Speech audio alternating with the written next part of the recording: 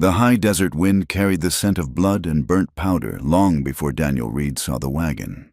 It was a dry, scouring wind, the kind that came down from the Sangre de Cristo Mountains in late October, promising a hard winter.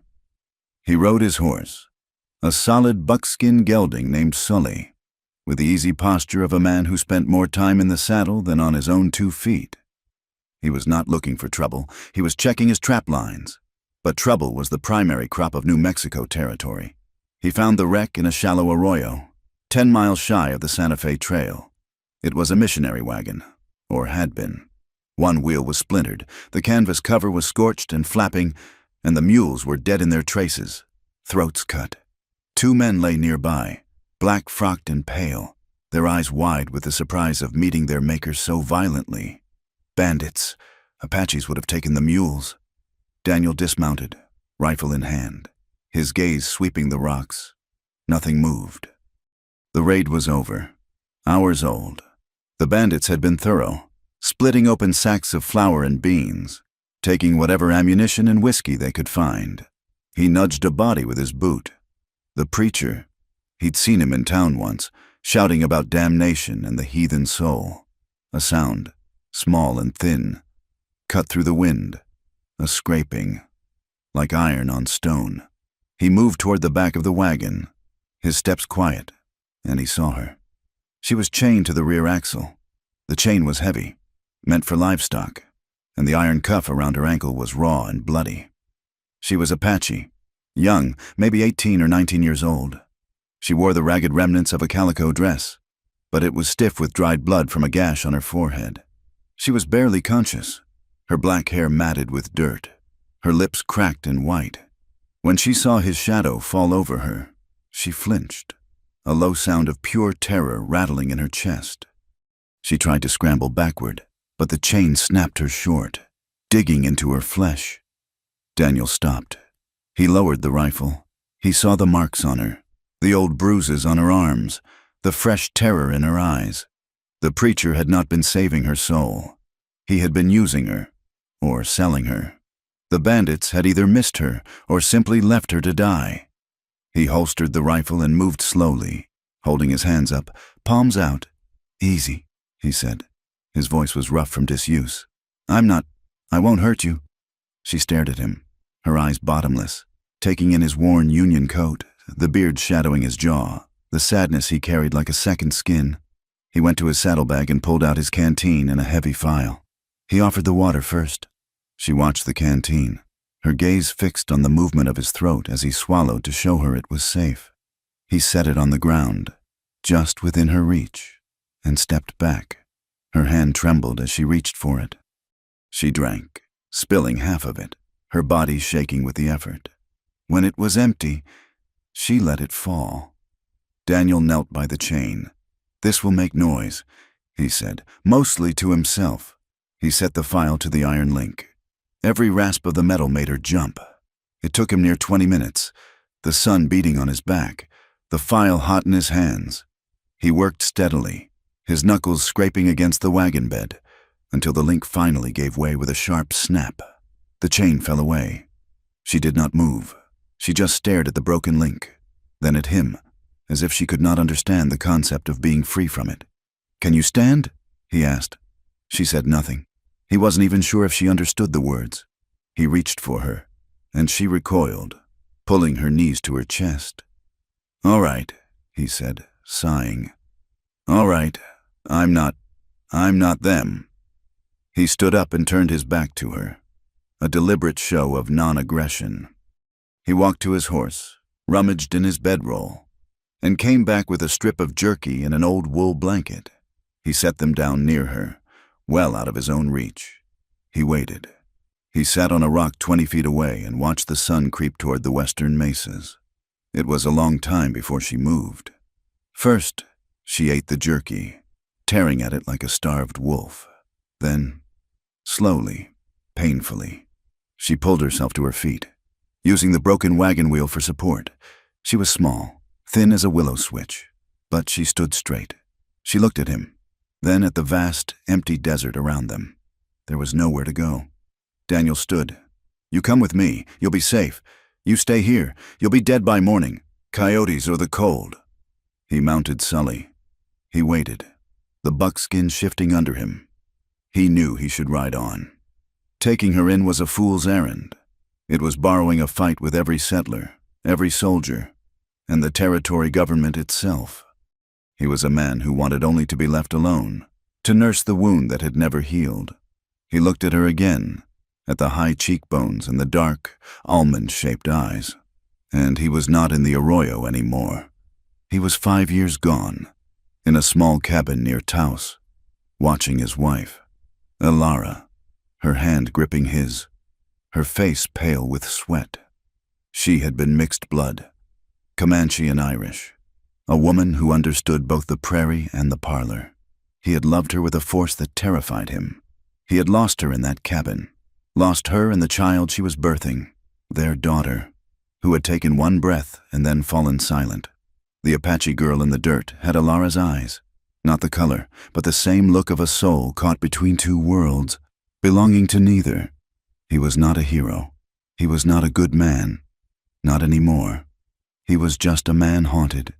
He could not save Elara, but he could not ride away from her ghost. "Come on," he said, his voice softer. He held out his hand. She watched him for another full minute.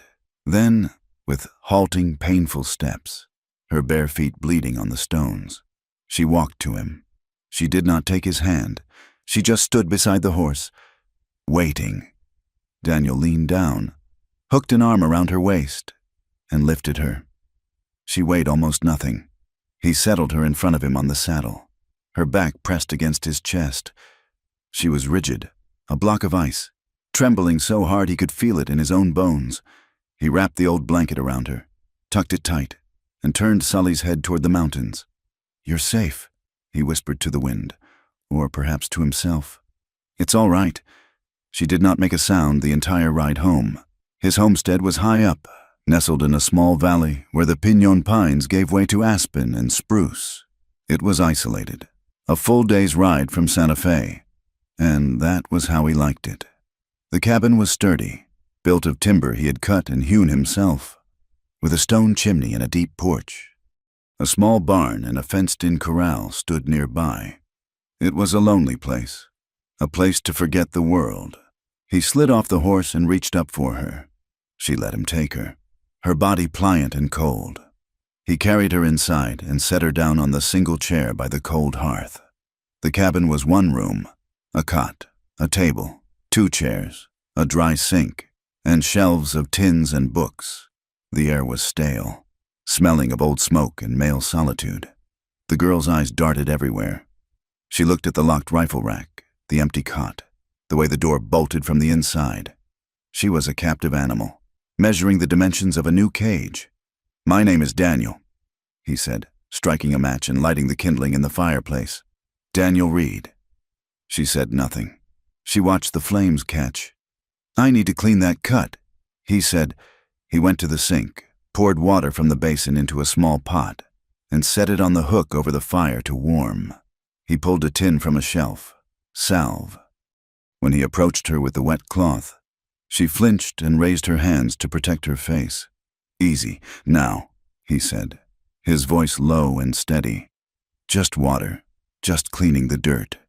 He moved slowly. He dabbed at the blood on her forehead. The cut was shallow but dirty. She hissed when the warm water touched it, but she let him clean it. He put a dab of the stinging salve on it. Her skin was hot. She had a fever. "You need to eat something better than jerky," he said. He made a thin gruel from cornmeal and water, adding a spoonful of molasses for strength. He held the bowl out to her. She stared at it. "Food," he said. "Eat." She took the bowl and ate, her eyes never leaving him. When she was done, she set the bowl on the floor. Night was falling. The wind howled outside, a high, lonely sound. The cabin was warming up, but the girl, Tyan, though he did not know her name, was still shaking. "You can have the cot," he said, pointing to it. "It's warm. I'll take the floor." She looked at the cot, a simple frame with a straw-stuffed mattress and several thick wool blankets. She looked at him. Then she shook her head, a short, sharp, negative. "It's safe," he said. "I won't. I sleep on the floor." She stood up, walked to the door, and unbolted it. She slipped outside into the freezing dark. Daniel cursed under his breath. He grabbed a blanket and followed her. She had huddled on the porch, her back against the cabin wall, her arms wrapped around her knees. "You'll die out here," he said, frustrated. "It's going to snow before morning. Get inside." She pressed herself harder against the wall, her eyes pleading. He understood. The room had one door. He was a man. She had been in locked rooms with men before. He threw the blanket over her. "Stubborn," he muttered. He went back inside, leaving the door cracked open, and sat in the chair, watching the fire. He did not sleep. He heard her coughing around midnight. Just before dawn, when the frost was a thick white pelt on the ground, he went out. She was asleep, but it was a bad sleep. Her breathing was shallow, and her skin was icy. He scooped her up. She was too weak to fight. He carried her inside, laid her on the cot, and piled every blanket he owned on top of her. He built the fire up until it was roaring, and he sat beside her, bathing her face with a cool cloth as the fever took hold. She was sick for 4 days. She woke in terror, shouting in a language he didn't know. Fighting shadows, he held her down gently, forcing water and thin broth between her lips. He did not sleep, except in the chair for an hour at a time. He talked to her, the sound of his voice seeming to soothe the panic. He told her about the homestead, about his horse, about the way the weather turned. He did not talk about Alara. On the 5th day, the fever broke. He woke to find her watching him. Her eyes were clear, the terror replaced by a deep, bottomless caution. She was still wary of the cabin, so he found a compromise. The back porch was deep, used for storing wood and tools. He spent 3 days enclosing it. He sawed timber, nailed planks, and sealed the cracks with mud and straw. He built a small, crude fireplace of river stone and clay, venting it with a pipe through the roof. He moved the cot into the new room. It was small, barely big enough to stand in, but it was hers. It had its own door to the outside and a latch on the inside. When he was done, he showed it to her. He pointed to the latch. "Yours," he said. "You lock it." She touched the wooden latch. She looked at him, her expression unreadable. That night, she slept in the little room, and he heard the sound of the latch sliding into place. He began to gain her trust, not with words, but with routine. He left a plate of food on the porch rail 3 times a day. He'd knock, then walk away, letting her eat in private. He left small things where she would find them. One day, it was a bar of soap. Another, a comb. He'd seen her trying to untangle her hair with her fingers, a hopeless task. He left the comb on the wood pile. The next day, it was gone. He bought a warm wool shawl in town, a deep red color, and left it folded on her chair. That evening, he saw her sitting by her small fire, the shawl wrapped tightly around her shoulders. He gave her space. He never approached her new room without knocking. He never looked at her for too long. He treated her not as a woman, or an Apache, or a captive, but as a wary animal he was trying not to spook. Slowly, she began to emerge. Winter closed in. The first snows dusted the peaks, and the aspens were bare skeletons. The work of survival was constant. Daniel chopped wood from dawn until his hands were raw. He repaired the fences on his corral. He ground his yearly supply of corn with a heavy stone quern. One morning, he was splitting logs when he felt her presence. She was standing 20 feet away, watching. He paused, the axe in his hand. She pointed to the axe. She said. It was the first word he'd heard her speak. He was hesitant. The axe was heavy, but he nodded. He showed her how to stand, how to brace the wood, how to let the weight of the tool do the work. She was clumsy at first, the blows glancing off, but she was determined. She worked until she was breathing hard, her small frame straining. He did not interfere. He just watched. The next day, she was there again. She picked up the smaller axe and began splitting kindling. She began to mimic all his chores. He would mend a section of fence, and she would be there, holding the post steady while he tamped the earth.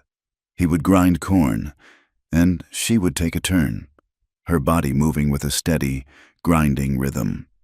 She was quiet, always quiet, but her intensity was unnerving. She watched his hands. She studied how he tied a knot, how he cleaned his rifle, how he banked the fire at night. She was learning him. They worked side by side for weeks, often without a single word passing between them. The silence changed. It was no longer the tense, frightened silence of her arrival. It became a shared silence, a language of mutual labor. The homestead, which had been his prison of grief, began to feel like a shared space. One night, the wind was a living thing, slamming against the cabin walls.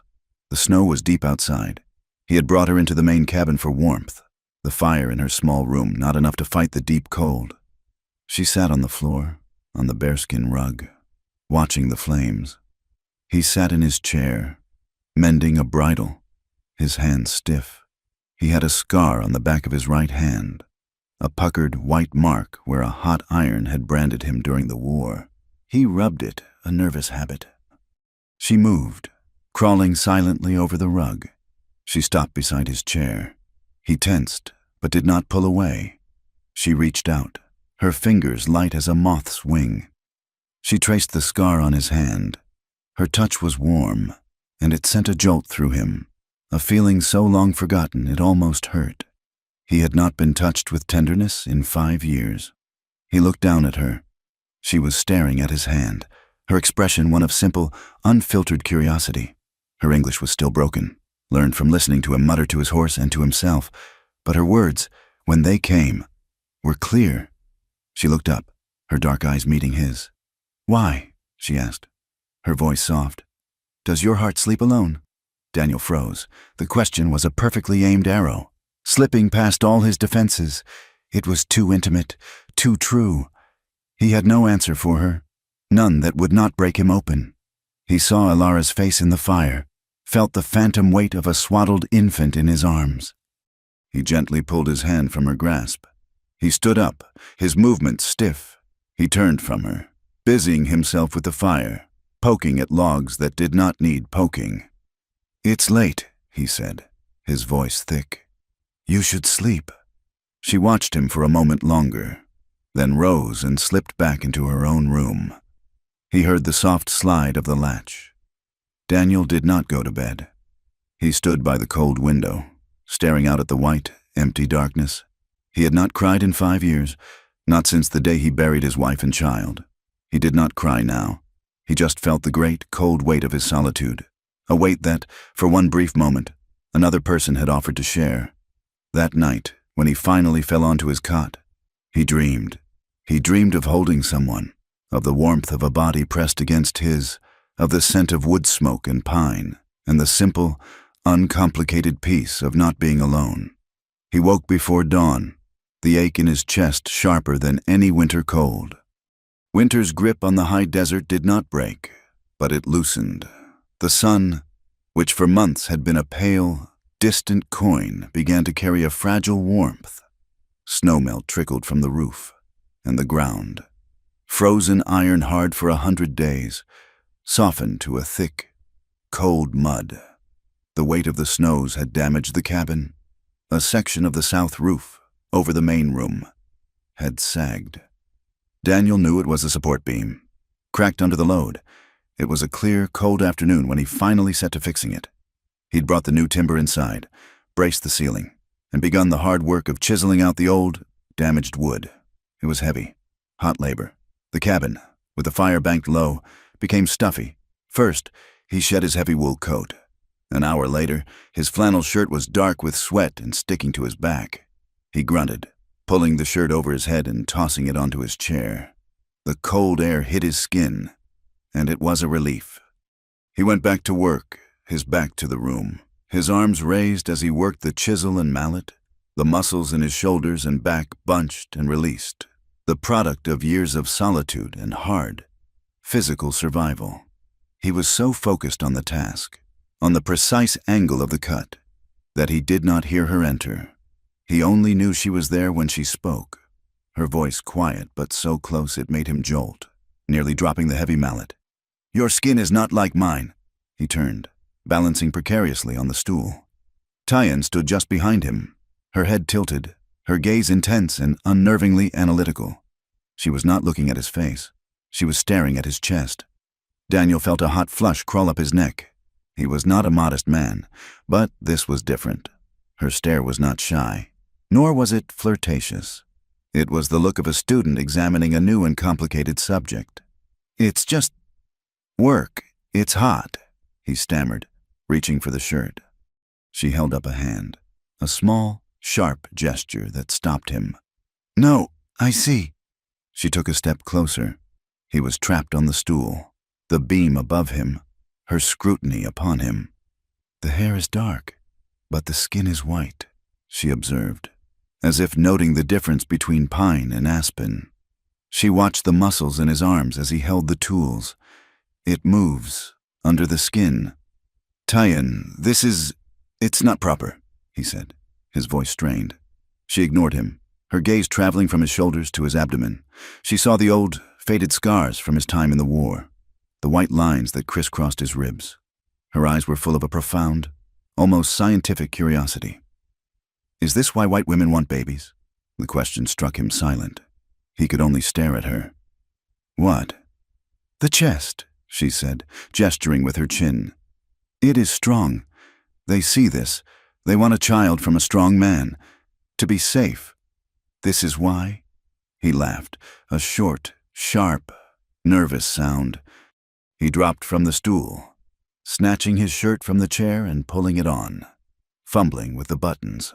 "No, that's not. People don't have children because a man's got a strong chest. It's more complicated than that." "Why?" "It just is. It's about family. It's about love, I suppose." He finished the buttons, feeling armored again, though her gaze had not softened. "Love," she repeated. The word sounded foreign on her tongue, an object she was tasting for the first time. "Love is strength?" "Sometimes," he said, turning back to the beam, his face hidden from her. "Now, I need to finish this before the cold sets in." She did not leave. She sat on the floor, her back against the far wall, and watched him work for another hour. Her question had unsettled something in him. It was the innocence of it, the way she cut through all the layers of politeness and ritual he was used to and struck at the bare, simple truth. He was strong. He had survived. And she, who had survived nothing but cruelty, was trying to understand the mechanics of his world, his body, with the same intensity she applied to setting a snare or grinding corn. From that day, the nature of her questions changed. The wall of respectful distance he'd so carefully built between them began to crumble, breached not by him, but by her relentless, guileless curiosity. They were mending a fence line, the air so cold their breath plumed in front of them. He was wrapping wire, his gloves off for the delicate work. "Your hands are rough," she said, touching the back of his wrist. He pulled his hand back.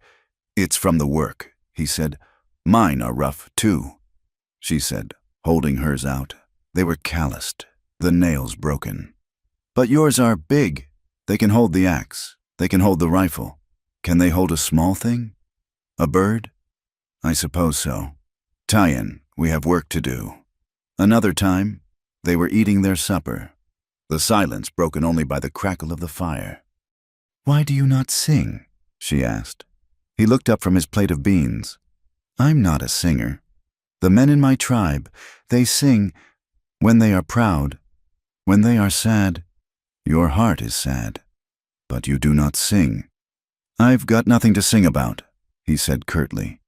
"You have this house. You have the horse. You have me." The last three words hung in the air. He had no answer for them. The tension in the small cabin grew thick. It was a living thing, an unspoken awareness that filled the space between them. He felt her eyes on him when he thought she wasn't looking. He was intensely aware of her smell, a clean scent of wood smoke and the wild sage she sometimes crushed in her hands. He found himself thinking of Alara less, and when he did, her face blurred, sometimes replaced by Tyan's dark, watching eyes. He fought it with a grim, stubborn desperation. This was wrong. He was her protector. She was a refugee, a victim. She was Apache, and he was white. The world outside this small, isolated valley would see it as a sin, a crime. The men in town would call her a squaw. They would call him something worse. He was nearly 40. She was barely 20. He was taking advantage of her gratitude, of her loneliness. He tried to be colder. He spoke to her less, kept his gaze fixed on his chores. But his distance only seemed to make her more determined. She was like a plant seeking the sun, and she had decided he was it. The spring thaw finally came in earnest. The creek, which had been a ribbon of ice, swelled into a rushing, muddy torrent. The air was still sharp, but the need for a real bath, one that wasn't a sponge and a cold basin in the cabin, was overwhelming. Daniel took his rifle and a bar of lye soap and headed down to the sheltered bend in the creek, where the water pooled deeper. He told himself he was going to hunt, but he left Tyann at the cabin. He needed a moment alone, away from her presence. The water was so cold it stole his breath. He stripped and waded in, his body rebelling at the shock. He scrubbed himself quickly, the harsh soap biting his skin. He was washing his hair, his head dunked under the water, when he surfaced and found her standing on the bank. She was holding his towel. "Jesus!" he yelled, stumbling back into the deeper water, dunking himself to his shoulders. "Tyann, what are you doing here? Get back to the cabin." "You hunt," she said, her voice calm. "But you bring soap." He felt the blood rush to his face, a heat that had nothing to do with the icy water. "Go, now!" She did not go. She sat on a rock, her back to him, and waited. He was trapped. He could not get out without exposing himself. He stayed in the freezing water until his teeth were chattering and his feet were numb. "Damn it, woman! Turn around! All the way!" He heard her shift. He waited. "I am turned." He climbed out, his skin blue, and grabbed the towel, wrapping it around his waist. He was shaking, as much from anger as from cold. "You can't do that. You can't just follow me. You must give a man his privacy." She stood and faced him. She looked at the towel, then at his chest, then at his face. "You were dirty. Now you are clean. I do not understand privacy." "It means alone," he said through chattering teeth. "It means where people can't see you." "I see you every day," she said. "Why is this water different?" He had no answer. He dressed quickly, his fingers clumsy on the buttons. As he was pulling on his boots, she came closer. She knelt, her eyes fixed on his leg. He had forgotten about the scar. It was on his left thigh, a puckered, ugly knot of tissue where a Confederate mini-ball had torn through the muscle. Before he could react, she reached out and touched it. Her finger traced the edge of the wound. "This one was bad," she whispered. "It was a long time ago," he said, his voice tight. He tried to pull his leg back, but she held it fast. She leaned down. Her black hair fell forward, brushing against his skin. She pressed her lips softly to the scar. It was not a kiss of passion. It was like her question about his chest. It was an act of acknowledgement, a reverence for the wound, for the fact that he had survived it. But it ripped through him like a bolt of lightning. He jerked his leg back so fast he almost kicked her. "No, don't ever do that!" He stood, grabbing his rifle. He stalked back to the cabin, leaving her by the creek. That night, the fragile peace between them was shattered. He sat in his chair, cleaning his rifle, pointedly ignoring her. She sat by her own fire in her small room. The door open. He could feel her watching him. The silence stretched, filled with his resistance and her confusion. Finally, she spoke, her voice small, coming from the shadows of her room. "The men." "Before the black coat." He stopped cleaning. He did not look at her. "What about them?" "They hurt me." He closed his eyes. He had known, of course. He had seen the terror in her that first day. But hearing her say it, here in the safety of his home, made his stomach clench. "They were white men, soldiers, maybe. They found me, after my family. They..." She struggled for the words. They put their hands on me. They did things. When they were done, they sold me to the preacher." He set the rifle down. He looked at her. She was just a shape in the shadows, illuminated by her own small fire. "Tyen," he said, his voice thick. "You don't have to. They hurt me," she repeated, her voice stronger now, as if saying it aloud gave it a shape he could understand. "It was cold. When they touched me, it was cold and hard, like stone." She stood and came into the main room, stopping a few feet from his chair. She looked at his shirt, at the place over his heart. "But not like you," she whispered. "You are warm." He wanted to reach for her. He wanted to hold her and tell her that nothing cold would ever touch her again. But he knew, with a sickening certainty, that if he touched her now, he would be no different from them. She was not seeing him. She was seeing a protector, a source of heat. She was a half-drowned woman reaching for a log, and he could not let her mistake that for love. He stood, but he did not move toward her. He kept his hands at his sides, clenched into fists. "You are safe here, Tyen," he said, his voice rough. "I told you that. I meant it. No one will hurt you." "I am not hurt," she said, looking up at him. "I am safe, but I am not warm." She turned and went back to her room. And this time, he heard the wooden latch slide firmly into place. A week later, the storm came. It was not a winter blizzard, but a violent spring squall, the kind that brought the sky down to the earth. Rain and hail hammered the roof, driven by a wind that shrieked like a grieving woman. Thunder cracked overhead, so close the cabin shuddered. Daniel was checking the door latch when a bolt of lightning struck a pine tree on the ridge. The explosion of light and sound was simultaneous. The cabin was lit white for a second, and the crash was deafening. The door to Tyen's room flew open. She stood there, her eyes wide with terror, her hands pressed to her ears. The storms of her childhood, the thunder of guns, the violence of men, it was all one and the same to her. "It's just lightning. Tyen, it's all right," he shouted over the wind. She ran to him, not to his chair, but to his cot, where he had been preparing to sleep.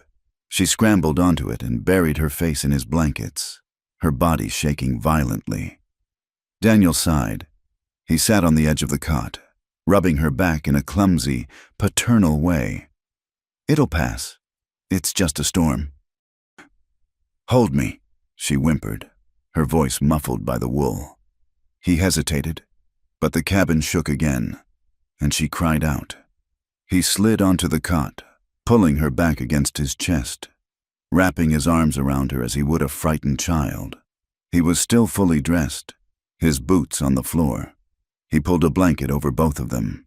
"See, it's just noise," he said, his voice rumbling in her ear.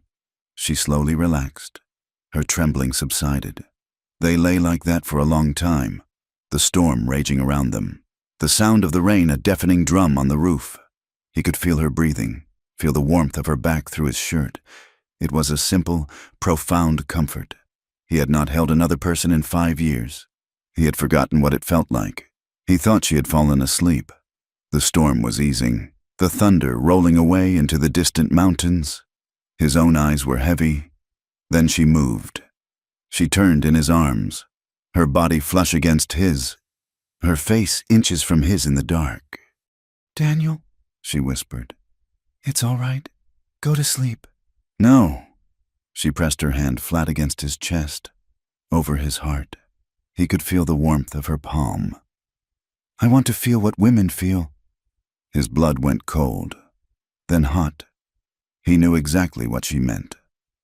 "Tyen, no, this is not—" "I want the warm," she insisted, her voice no longer frightened, but full of that same direct, honest curiosity.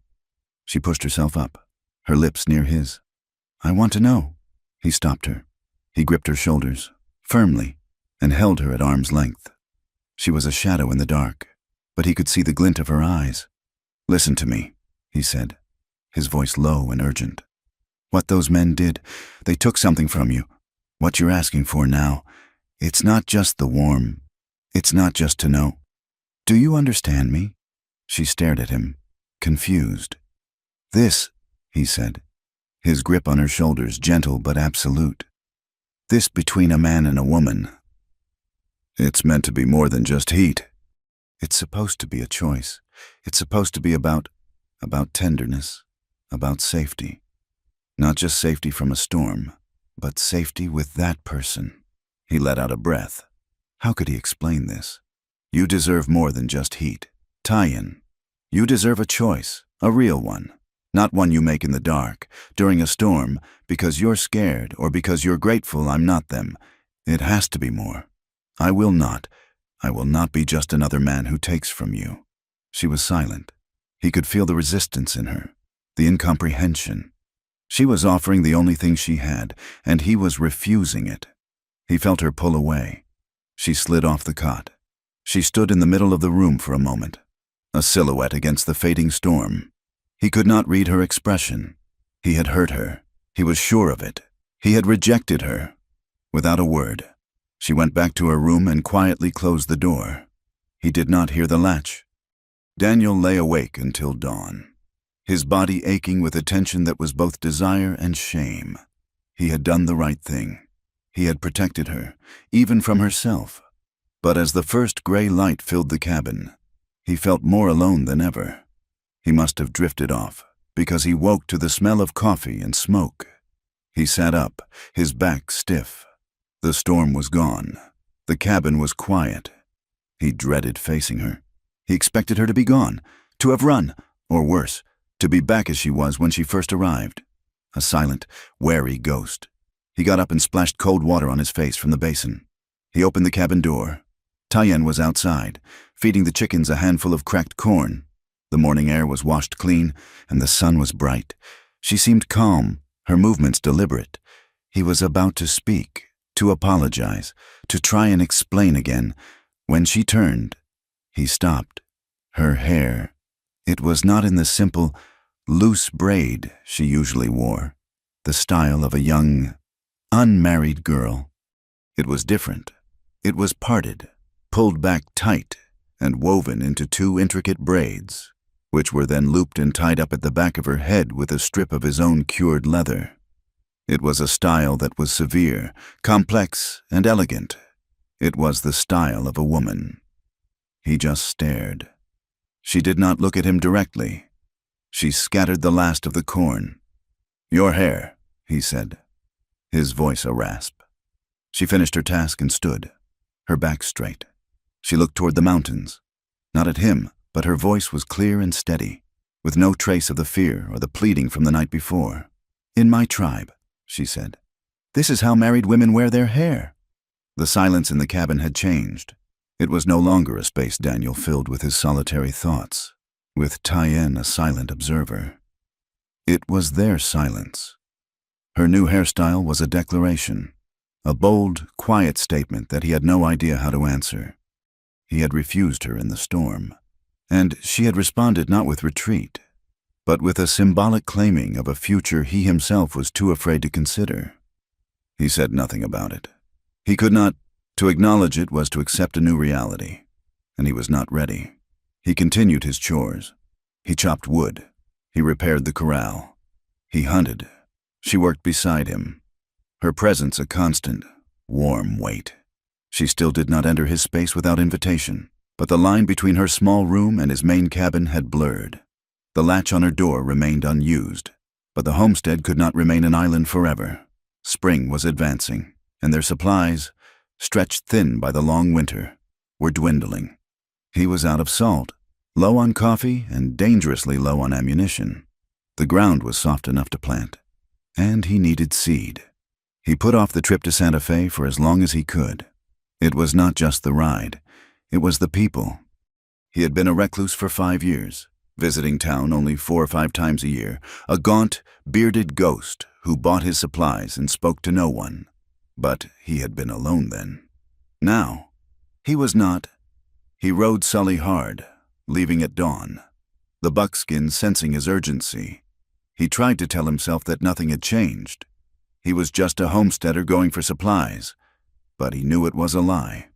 He had been in town once, briefly, in the dead of winter, to buy the wool shawl for Tyen. He'd seen the looks he got from Silas, the storekeeper, who had asked why he, a man who never bought fixins, was suddenly interested in women's apparel. Daniel had ignored him, paid his coin, and left. But the seed of rumor had been planted. Santa Fe was busy. The plaza was thick with wagons, horses, and men back from wintering trap lines. The adobe storefronts seemed to bake in the strengthening sun. He tied Sully outside the general store, his gaze low, his hat pulled down. He just wanted to get in and get out. The moment he pushed open the door, the talk stopped. Silas Cooper was behind the counter, polishing a glass jar. 3 men were leaning against the far wall by the stove. Though it was unlit, he recognized them. Clay Hackett and Jeb Smith, 2 hands from the Miller Ranch, and a 3rd man, a drifter he'd seen around. "Reed," Silas said, his voice flat, not welcoming. "Silas," Daniel nodded. He walked past the men, grabbing a sack of flour and another of beans. He moved to the counter, gathering salt, coffee, and 2 heavy boxes of .44 caliber cartridges. "Stocking up heavy," Clay Hackett observed. His voice was lazy, but it carried across the small store. Daniel ignored him. "Need corn seed, Silas, and rye." Silas moved to scoop the seed into brown paper sacks. "Heard you got company up on that ridge." "Reed." Jeb Smith chimed in, spitting a stream of tobacco juice into the sawdust on the floor. "Heard you ain't so lonely anymore." Daniel's back stiffened. He kept his eyes on the counter. "My business is my own. Jeb." "Not when it concerns a Christian soul," Clay said, pushing himself off the wall. He was a big man, broad in the shoulders, with a mean, pinched mouth. "We heard what you did. Took that little Apache girl from Reverend Pike." "Reverend Pike bought her like cattle," Daniel said, his voice low and cold. "She was half dead. She was a convert," Clay sneered, stepping closer. "He was saving her. And you took her. Heard you're keeping her up there. For yourself. Ruining a good Christian girl." "She's not a girl," Daniel said, turning to face him. "And she's not yours to save, or his. She's a squaw," Hackett spat. "And you're no better than a buck for keeping her. Bet you're having a fine time, ain't you? After your half-breed wife died, you just had to get another one." The mention of Alara was a lit match to dry tinder. Daniel felt the blood roar in his ears, a hot, red tide that drowned out all reason. He didn't think. He moved. He hit Clay Hackett once, a straight, hard right born of military training and fury.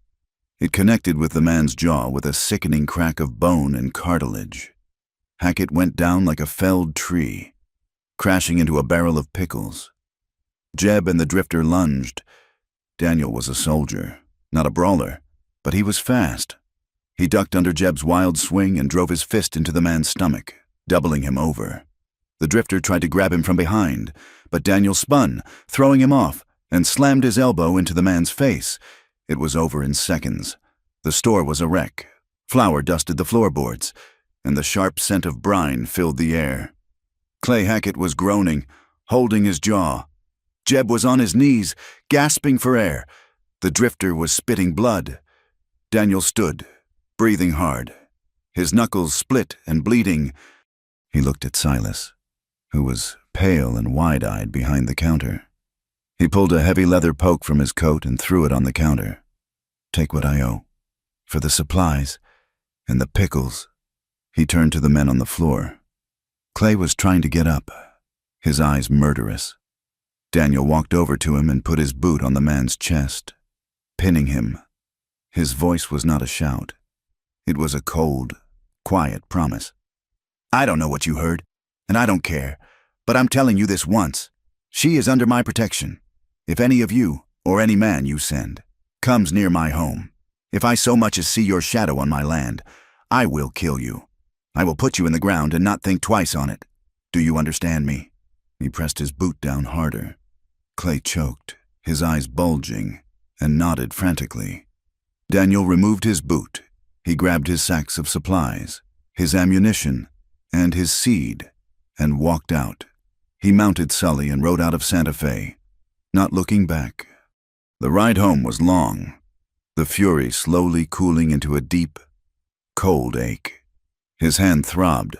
His eye was beginning to swell where the drifter's fist had grazed him. He was a fool. He had lost his temper. He had not just borrowed trouble. He had invited it home to supper.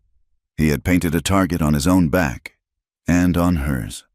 He reached the homestead as the sun was bleeding into the western mesas. He was exhausted, sore, and heartsick. Tyan was waiting on the porch. She always knew, somehow, when he was close. She watched him dismount, her face calm. He pulled the heavy sacks from the horse, his movement stiff. She saw him turn. The light was fading, but she saw the purple-black swelling around his left eye. She saw the dried blood on his knuckles. She said nothing. She stepped back, holding the door open as he carried the supplies inside. He dropped them on the floor, his body slumping with fatigue. He sat heavily in his chair, wincing as his bruised ribs protested. He expected her to be afraid. He expected her to ask what happened, to show fear of the violence he had brought back with him. Instead, she went to the dry sink. She poured water from the basin into a small bowl, took a clean cloth, and walked to the medicine tin. She pulled out the familiar tin of salve. She knelt in front of him. He flinched when she reached for his face. "It's nothing, just a brawl." She ignored him. Her fingers, so small and delicate, were surprisingly firm. She dipped the cloth in the water and gently began to clean the cut on his knuckle. He hissed as the water stung. "Hold still," she commanded, her voice low. She cleaned his hand, her touch methodical. Then she moved to his face. She dabbed at the swelling, her touch impossibly light. He sat frozen, watching her. Her face was inches from his, her expression one of intense, unwavering focus. Her brows were knit, her lips pressed together. She was not afraid, she was angry, her hands were trembling. He saw it then. It was not fear, it was a fine, deep tremor, a rage that had nowhere to go. She finished cleaning the cut over his eye. She opened the salve and gently applied it to his skin. Her fingers were so light they barely touched him. "No one," she whispered, her voice so quiet he almost didn't hear it. She did not look up from her work. "No one ever bled for me." The words hit him harder than Hackett's fist. He realized, in that moment, that every man in her life had been a source of pain, a taker. He was the first one to ever take pain on her behalf. He reached up, his uninjured hand, and covered hers where it rested on his cheek. Her skin was warm. The trembling passed from her to him. "They won't come here," he said, his voice rough. "I made sure of that." She finally looked at him. Her eyes were dark, and in their depths, he saw something new. Not gratitude, not curiosity. It was a fierce, possessive, terrible understanding. She saw his wound not as a weakness, but as a brand. He had been marked. He was hers. That night, the space between them vanished. He was exhausted. He ate the stew she had prepared, his body demanding rest. He didn't bother to undress, just kicked off his boots and fell onto his cot, pulling a blanket over him. The cabin was dark, the fire banked to embers. The nightmare tore him from sleep hours later, but it was not his own. It was a scream, a thin, muffled sound of pure terror from her room. He was on his feet before he was awake, his hand reaching for the rifle he kept by the bed. He crossed the cabin in 2 strides and threw her door open. She was thrashing on her cot, tangled in her blankets, fighting an invisible enemy. "No," she was gasping, the word half Apache, half English. "Cold. No. Hinda. No." She was reliving it. The soldiers, the preacher, the men who had hurt her. "Tyan," he said, grabbing her shoulder. "Wake up. You're here. You're safe." Her eyes flew open. She did not recognize him. She saw a man, a shadow, and she screamed, lashing out, her nails raking his arm. "It's me," he shouted, pinning her wrists. "It's Daniel. You're safe. It's the cabin. You're home."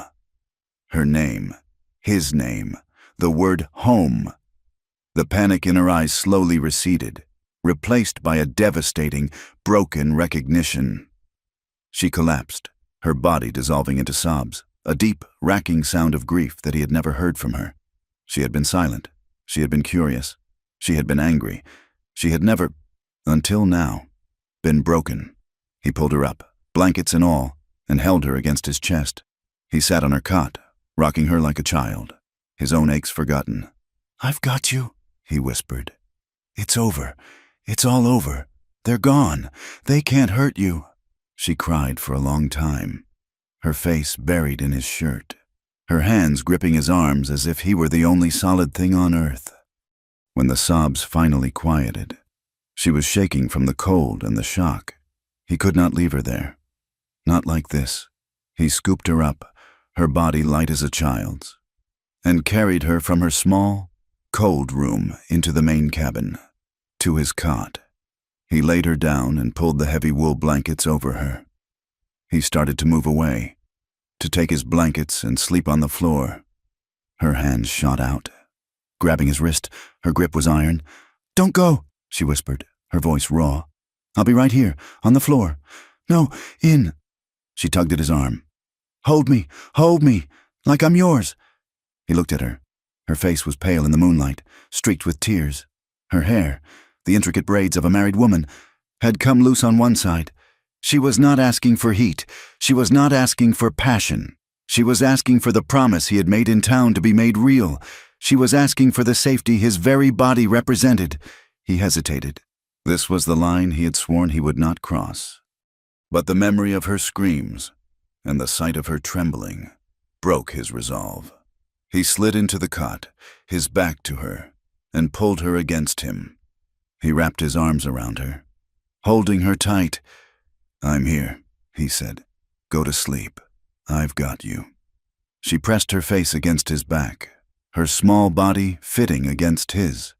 He felt her hands come to rest on his stomach, her fingers lacing together. He was intensely aware of her breathing, of the solid, living warmth of her. Something unspoken broke between them in the darkness. The line, the boundary between protector and possession, between solace and sin. It was gone. He did not know when he fell asleep, but he woke to the first light of dawn, his arms still wrapped around her, her body still held tight against his. She was sleeping, deeply and without fear, for the first time since he had known her.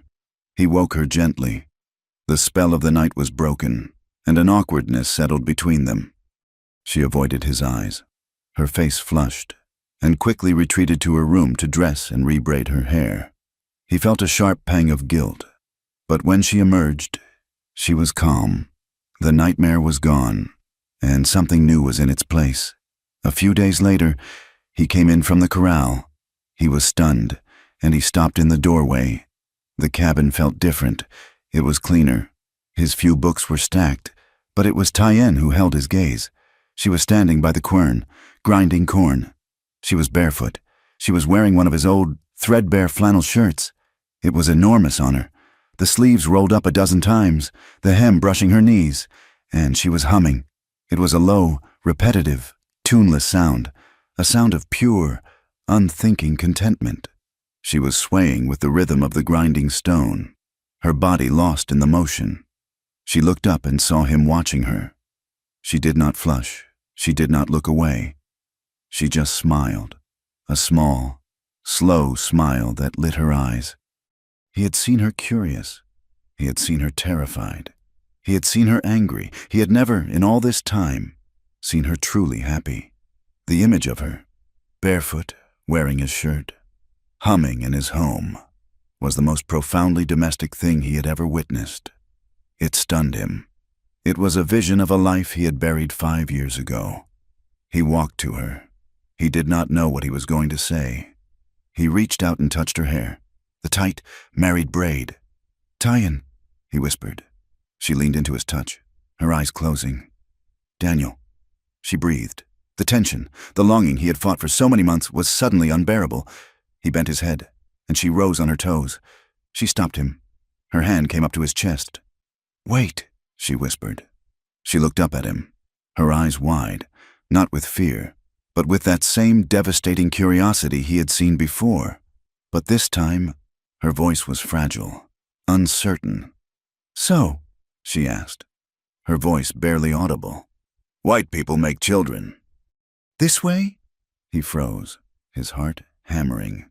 It was the same question she had asked about his chest, but it was not the same. This was not an abstract inquiry. "This," he said, his voice thick, "is part of it. Yes." She held his gaze. "Can I try too?"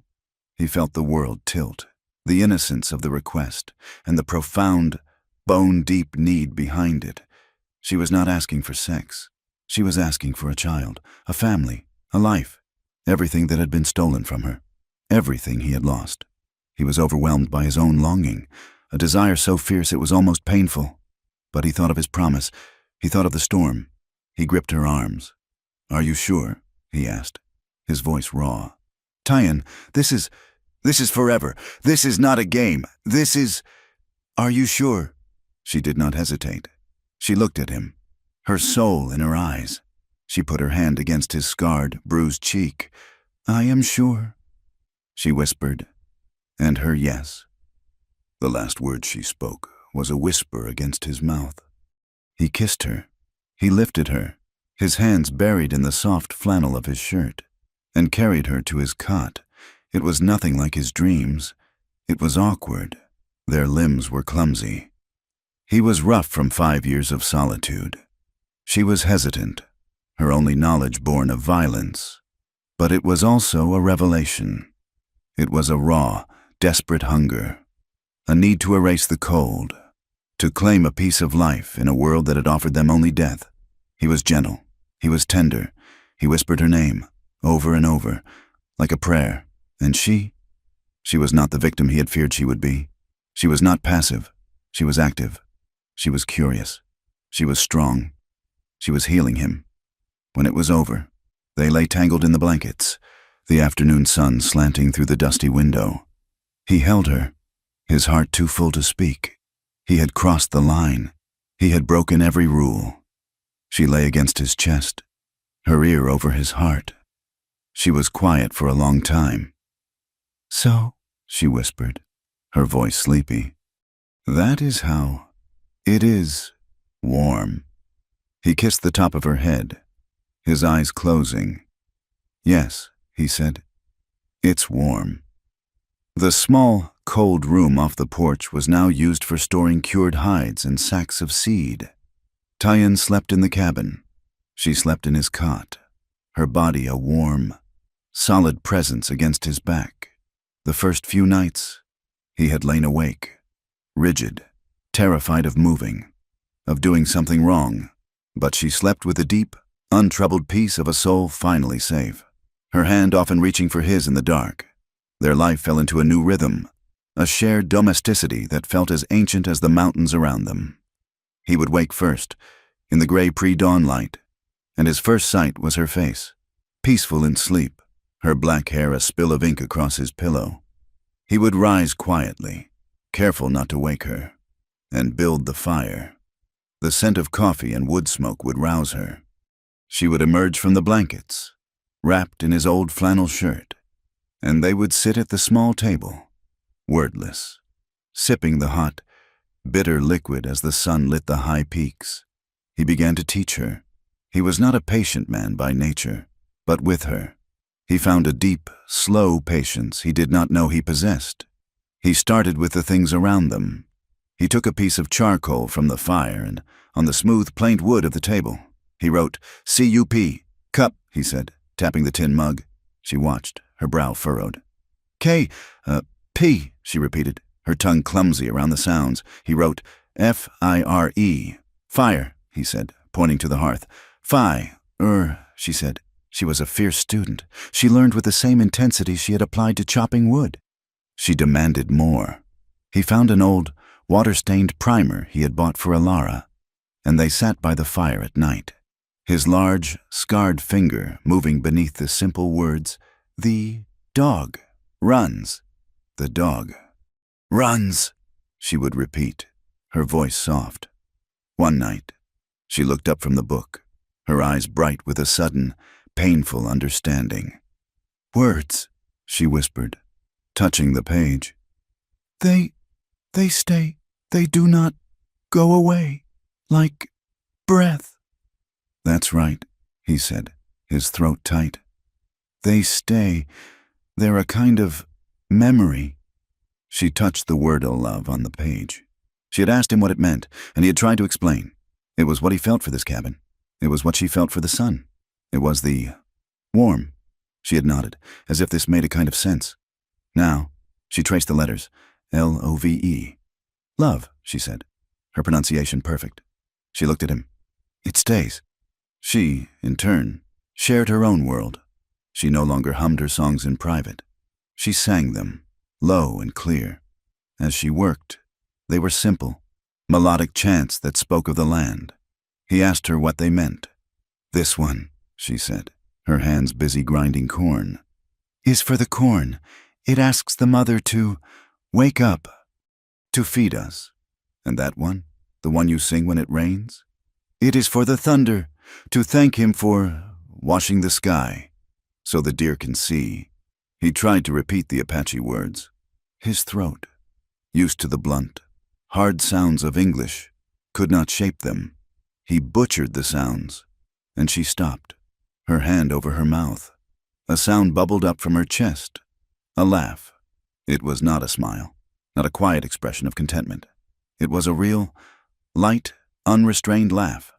The sound startled him. It was the first time he had heard true, uncomplicated joy in this cabin. It was a sound he wanted to hear again. The guilt for Elara had not vanished. It had simply shifted. It was no longer the sharp, isolating grief of his solitude. It was a quieter ache, a question of betrayal. He had loved his wife, and now he was building a new life, a new love, on the very land they were meant to share. He felt, one bright afternoon in early summer, that he could not move forward until he had reconciled the two. He took Tyen's hand. He said nothing, just led her from the cabin, past the corral, and up the small, pine-covered ridge that overlooked their valley. The grave was there, beneath the largest piñón. The wooden cross he had carved was gray and weathered. The mound of stones was undisturbed. Tyen stopped when she saw it. She knew what it was. Her people did not mark their dead this way, but she understood the meaning of a quiet, separate place.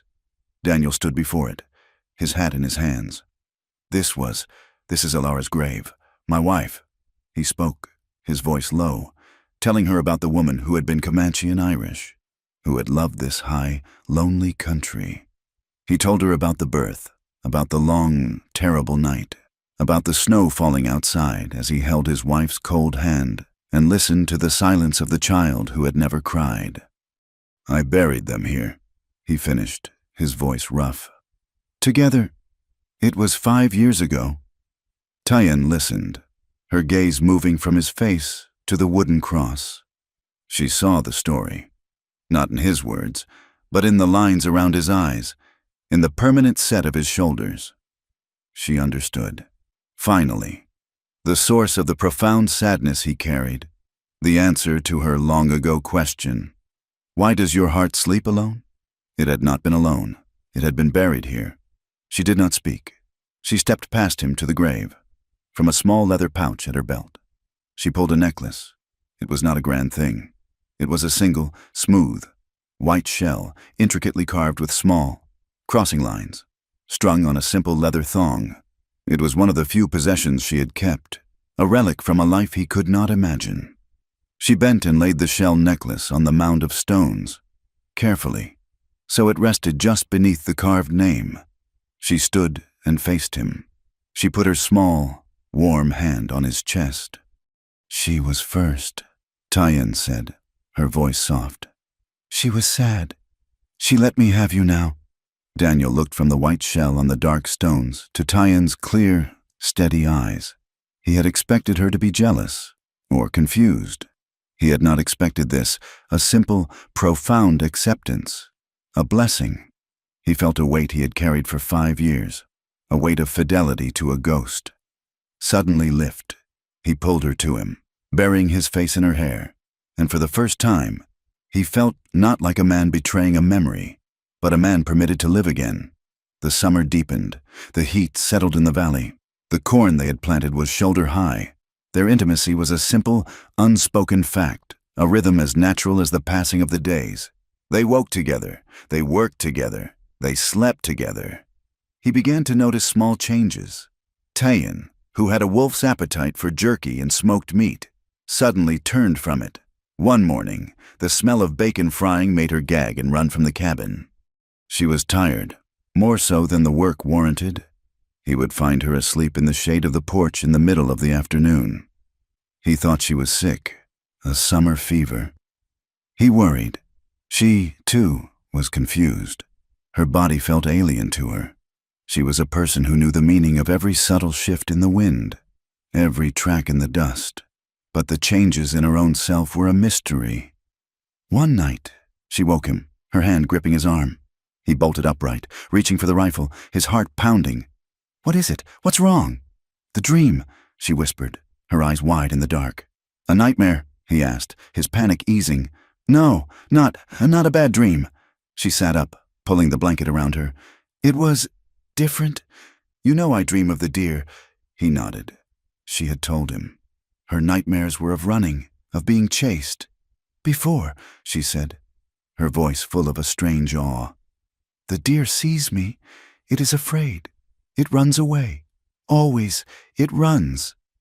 She turned to look at him, her face a pale oval in the moonlight. "Tonight, it did not run. It followed me. It walked beside me.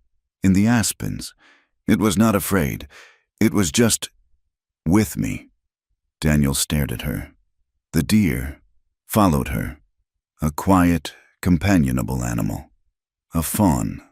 His mind, slow with sleep, began to work. The sickness in the morning, the weariness, the turning from the meat. He did not know much about these things, but he knew. He knew the basics. His voice was tight, almost a croak. "Tayan, your monthly time, your bleed." She looked at him, confused by the question.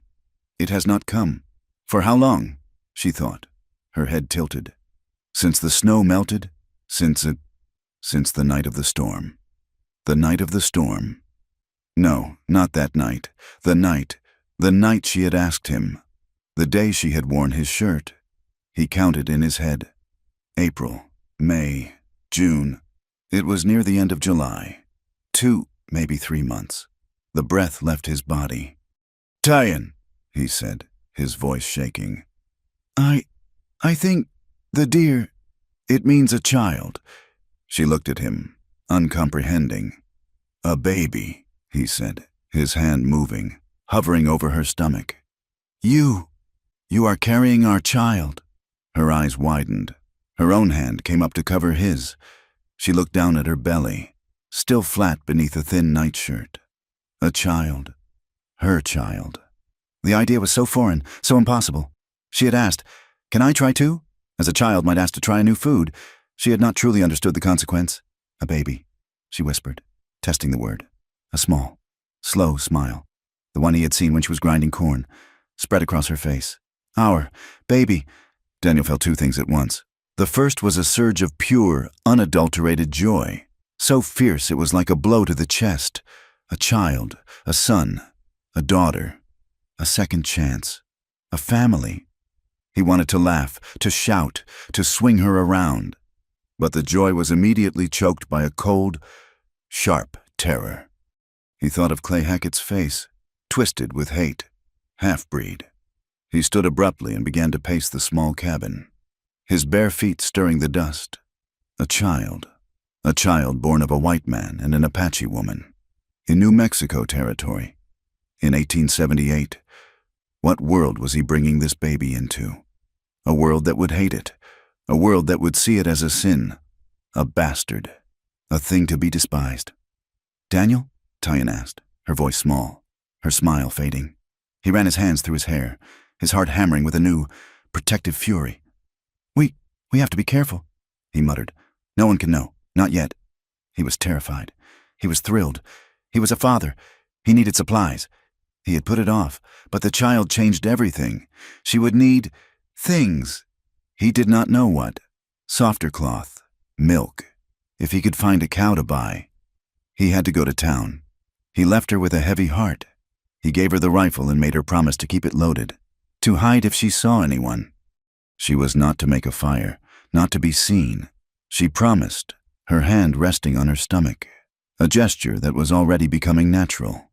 He rode into Santa Fe, his eyes scanning every alley, every roof. The town felt hostile. The air, which had been lazy and warm, now felt charged. He went to the general store, his list in his hand. Silas Cooper served him, his face a sour mask. He would not meet Daniel's eyes. The store was empty, and the silence was heavy. He was loading his sacks onto Sully when a voice stopped him. "Mr. Reed, a moment of your time." Daniel turned. The man was tall and thin, dressed in the same black frock Daniel had seen on the dead man by the wagon. But this man was not dead. His eyes were a pale, cold blue, and his face was pinched with a righteousness that was more dangerous than any bandit. "I am Reverend Pike," the man said, as if Daniel should know the name. "I am here on God's business, and the territories." "I have no business with you," Daniel said, turning back to his horse. "You have my property, sir," Pike said, his voice sharp. Daniel froze. He turned slowly. "What did you say?" "The Apache girl. Tyan. She is a ward of the mission, entrusted to my care by the United States government to be educated and saved. You abducted her. She was chained to your wagon, half dead and beaten. The bandits left her. I saved her," Daniel snarled. "You stole her. You are harboring a fugitive, and—" Pike's thin lips curled. "You are cohabitating with her in sin. I have papers." He produced a sheaf of documents from his coat. "A legal wardship, signed by the circuit judge. She is to be returned to my custody immediately. She is not property, and she is not going anywhere with you." "Sheriff," Pike called out. Sheriff Brody emerged from his office across the plaza. He was a weary man, his face lined from the sun and the stress of policing a territory that was mostly lawless. He walked toward them, his spurs jingling in the dust. "Daniel," he said, his voice tired. "The Reverend has been to see me. He's got papers. They look legal." "Legal?" Daniel's voice was incredulous. "He's a slaver. He bought her. He claims he was transporting her from a difficult situation," Brody said, clearly uncomfortable. "Look, his papers say she's a ward of the church until she's 21. He's claiming you're holding her against her will." "That's a lie." "Then let her come to town and say it," Pike challenged, his blue eyes gleaming. "She's not setting foot in this town," Daniel said, his hand moving toward the pistol on his hip. "Daniel, don't," Brody said, his hand on his own weapon. "Don't be a fool. Right now. This is a civil matter. You draw on him, it's murder. He comes near my land, it's self-defense." Daniel said. Pike smiled, a cold, thin expression. "You will be served with a writ. Mr. Reed, you are defying the law. You are defying God." The preacher turned and walked away, his black coat flapping. Brody let out a long breath. He stepped closer to Daniel, lowering his voice. "Listen to me, Reed. I don't give a damn what you do on that ridge. But he's right. His papers look good. He's been talking to men, Hackett, Smith. He's telling them you're a squaw man, a sinner, and that you stole a Christian convert." "What are you saying?" "I'm saying," Brody said, his eyes hard, "that I've got 2 deputies. I can't police the whole county. If Pike comes back and he brings men with him, if he brings a posse to reclaim his property, I can't stop them. The law will be on his side. You'll be on your own." Daniel did not buy the cloth. He left the salt and flour on the street. He mounted Sully and rode out of town, his mind a black storm. He was not just a pariah. He was an outlaw. They would come. They would come for her. And now, they would be coming for his child. He burst into the cabin, his face wild. Tyan was sitting at the table, carefully shaping the letters of her name on a piece of slate. Tayyen. She looked up, startled by his panic. "He's here," Daniel said, his voice harsh. "The preacher. The one who owned you. He's in town. He's got papers. He says you're his property." He grabbed his spare rifle from the rack, checking the action. He began stuffing boxes of cartridges into a saddlebag. "What? What does he want?" she asked, standing, her hand on her stomach. "He wants you. He's coming for you. Brody. The sheriff. He won't stop him. They'll come in numbers." He threw the saddlebag at her feet. "We have to go. Now. We can't fight them all. We'll go into the high mountains. We can follow the Rio Grande, up into the high passes. They won't find us there. We can winter in the canyons. We have to leave." He was frantic, grabbing blankets, jerky, his mind racing. He was seeing her chained to the wagon again. He would not let that happen. Tyan watched him. She listened to his words, his panic filling the small room they had built together. He was a soldier, and his instinct was to move, to run, to find a defensible position. She did not move. She was perfectly, terribly still. When he had finished, when he stood breathing heavily, a rifle in one hand and a bag in the other, she finally spoke. She walked past him to the cabin door. She looked out. She looked at the small field of green corn, an impossible splash of life in the dry country. She looked at the new timbers on the roof. She looked at the corral that held his horse and the 2 chickens she fed every morning. She touched the wooden door frame, the wood smooth beneath her hand. Then she turned to face him. Her eyes were not filled with fear. They were hard as the desert rock. "No," she said. "Tyan, you don't understand. They will take you." "No," she repeated, her voice low and absolute. "I will not be stolen again." She stepped toward him. She put her hand on the rifle he held, and gently, firmly, pushed the barrel toward the floor. She looked him in the eye, her gaze unwavering. "This," she said, her other hand coming to rest on her belly, "is our place now." Her words, "This is our place now," hung in the air, a declaration that was braver than any bullet. Daniel's panic, the frantic urge to run, cooled. She was right. Running meant they would always be running. Running meant the world was stronger than they were. Here, on this land, he was the hunter. He was the soldier. He was not the prey. "All right," he said, his voice quiet, his mind shifting from flight to a fight. "We stay, but we do it my way." The next 2 days were spent in a grim, silent preparation. He did not fortify the cabin. That was a death trap. Instead, he prepared the land. He took his spare rifle, the heavy sharps, and a box of cartridges, and stashed them in a rocky crevice high up the ridge, a place that gave him a clear view of the cabin and the single trail leading to it. He spent an afternoon clearing brush, creating 2 clear firing lanes. He and Tyan spoke little. The intimacy of the past weeks was replaced by a taut, military focus. He showed her how to reload his pistol, his hands guiding hers until the movements were sure.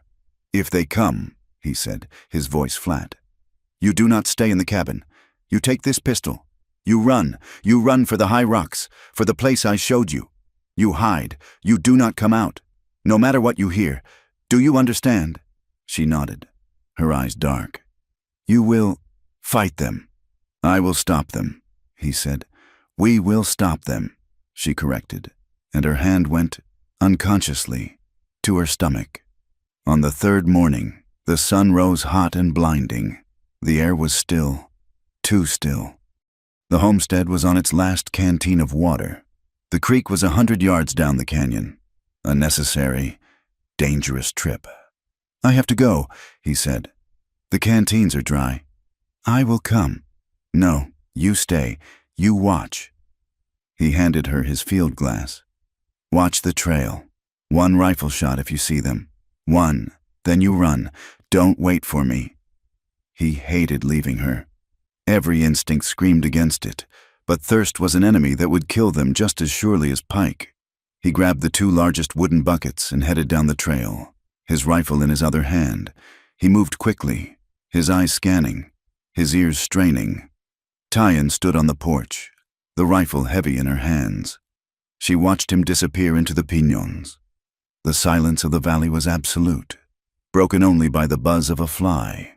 She was using the field glass, scanning the ridge, when she saw them. Not on the main trail, but coming over the northern ridge, the hard way, the way they would not be expected. 4 riders. One in a black coat, Clay Hackett, Jeb Smith, the drifter, and Reverend Pike. Her heart did not hammer. It went cold and still. 1 rifle shot. She raised the rifle, aimed at the sky, and fired.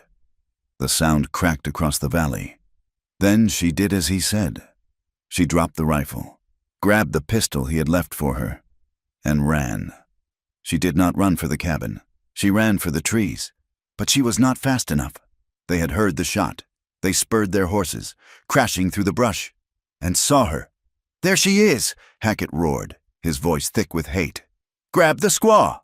Tyen ran, barefoot, her feet slipping on the pine needles, but the horses were fast. The drifter cut her off, his horse rearing as he blocked her path. She spun, but Hackett was on her. He launched himself from the saddle, tackling her, his heavy body driving the air from her lungs. She was plunged back into the nightmare, the smell of unwashed wool, of whiskey, the bruising grip, the coldness. She screamed, a raw, animal sound, and fought, her nails raking for his eyes.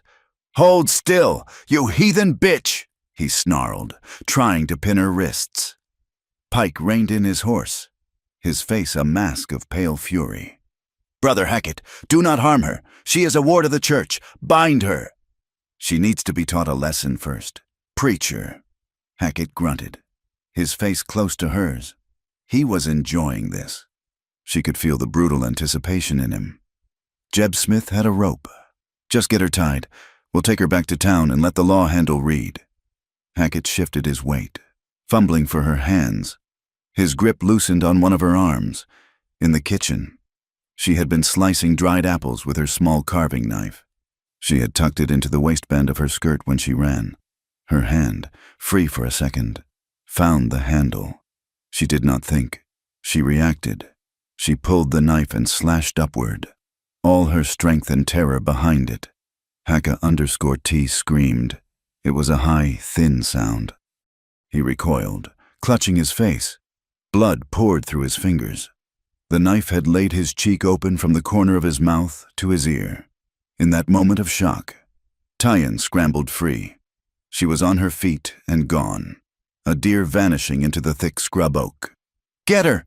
Pike shrieked, his composure shattering. "Don't let her escape!" Jeb and the drifter charged after her, but the terrain was too thick for horses. They dismounted and plunged into the brush. Hackett was on the ground, howling and cursing, his blood staining the dry earth. Daniel heard the shot. His blood turned to ice. He dropped the half-filled buckets and scrambled up the canyon wall, grabbing at roots and rocks, his lungs burning. One shot. "Run!" She ran. He prayed she had run.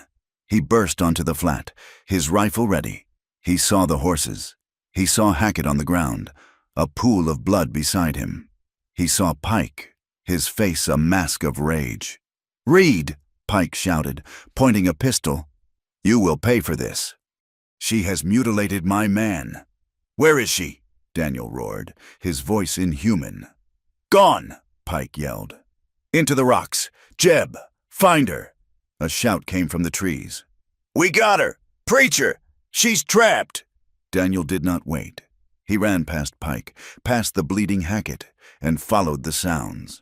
He moved with a speed and silence the others did not possess. He was a ghost in the trees, his buckskin shirt blending with the timber. He knew this land. He knew where she would go.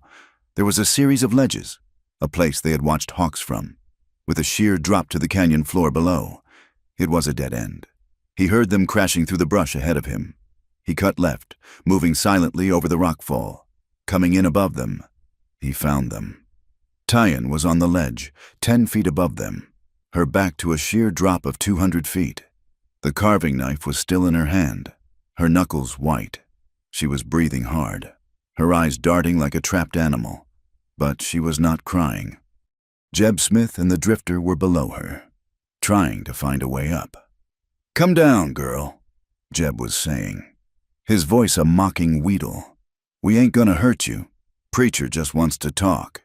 "I'll go up," the drifter said, holstering his pistol and grabbing the rock. "You cover me." Daniel raised his rifle.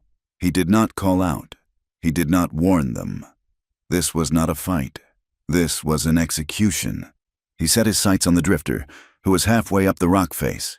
He squeezed the trigger. The .44 caliber slug hit the man in the center of the back. He grunted, his body slamming against the stone, and then he fell, tumbling silently to the base of the cliff. Jeb Smith spun around, his pistol clearing his holster. "What the—" Daniel's second shot was ready. It took Jeb in the chest, spinning him around.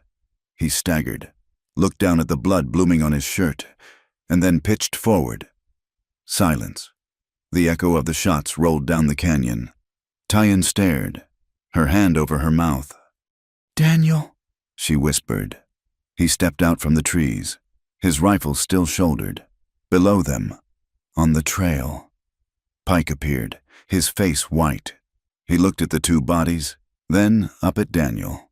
"Murderer!" he shrieked. "You are a godless killer." Daniel walked down the game trail until he was on the same level as the preacher. He did not lower the rifle. His face was a terrible thing. All emotion burned away, leaving only a cold, deadly calm. "They tried to take her," he said. "She is my ward. The law is on my side." Pike was trembling, but his righteous fury held him together. "You will hang for this. Reed, you and your heathen whore." Daniel's rifle came up, the muzzle aimed not at Pike's chest, but at his face. "You lay hands on her again," Daniel said, his voice a low, grating whisper, "and I will plant you in this dirt." Pike flinched. He saw the truth in Daniel's eyes. This was not a threat. It was a statement of fact. You can't," Pike stammered. "You can't kill a man of God." "I can," Daniel said. Hoofbeats pounded on the trail. "Hold your fire, Reed, in the name of the law." Sheriff Brody appeared, his horse sliding to a stop. He had two deputies with him. They had been on patrol, heard the shots, and come running. Brody took in the scene in a single, sweeping glance. The two dead men, Pike, pale and shaking, Hackett, stumbling up the trail, his face a mask of blood, and Daniel, his rifle steady, his eyes locked on the preacher. "Reed, put the rifle down, now," Brody commanded. Daniel did not move. He came for her. "Brody, with these men, to take her. He has papers. Son, I told you, this is legal." "Sheriff," Pike cried, finding his courage now that the law was here. "Thank God! This man is a killer! He murdered them! He shot them down without warning! I came to retrieve my legal ward, and he massacred us!" Brody was torn. He looked at Daniel, then at the bodies. It was a bad business. "He is no holy man." The voice came from above. Tyan had climbed down from the ledge.